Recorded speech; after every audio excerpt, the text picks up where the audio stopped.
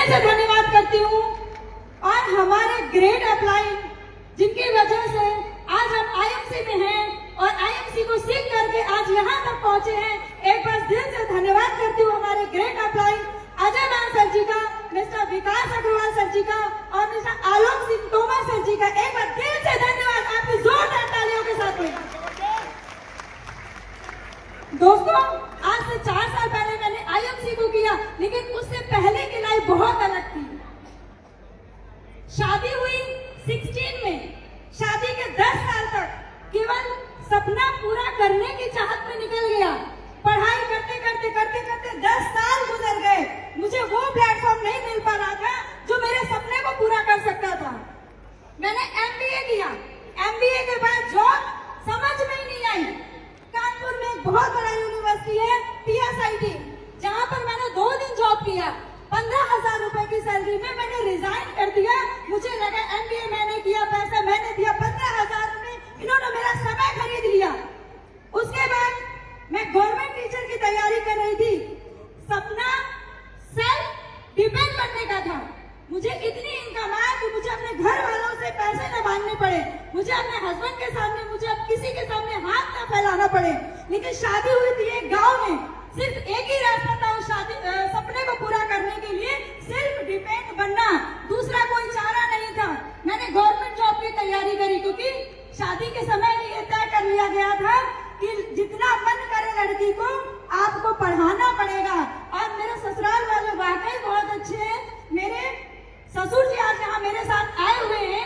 एक बार मैं उनका दिल से धन्यवाद करना चाहूंगी कि ऐसे पिता सभी बहुओं को दे, जिससे कभी किसी लड़की को एहसास नहीं होगा कि वो अपने ससुराल में है। एक बार मैं दिल से धन्यवाद करती हूँ उनका।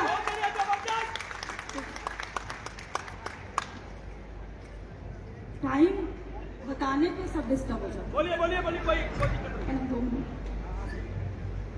मैंने गवर्नमेंट टीचर की तैयारी करना शुरू किया, क्योंकि पढ़ने में बहुत अच्छी थी, हमेशा फर्स्ट आती थी। टेट किया, सीटेट किया, सुपर टेट की तैयारी करते करते वैकेंसी अभी तक नहीं आई। बीच में आ गया कोरोना। उस टाइम मैंने पार्लर शुरू कर लिया था कि मेरी पढ़ाई वेस्ट ना हो जाए, इसलिए कुछ करते रहना चाहिए। मैंने पार्लर शुरू किया, पार्लर रनिंग में था, बहुत अच्छा सब कुछ चल रहा था।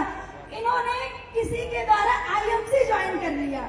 अब घर में इतनी लड़ाई होती थी कि ये उस कमरे में तो मैं दूसरे कमरे में, क्योंकि मुझे नेटवर्किंग का ABCD कुछ भी नहीं पता था।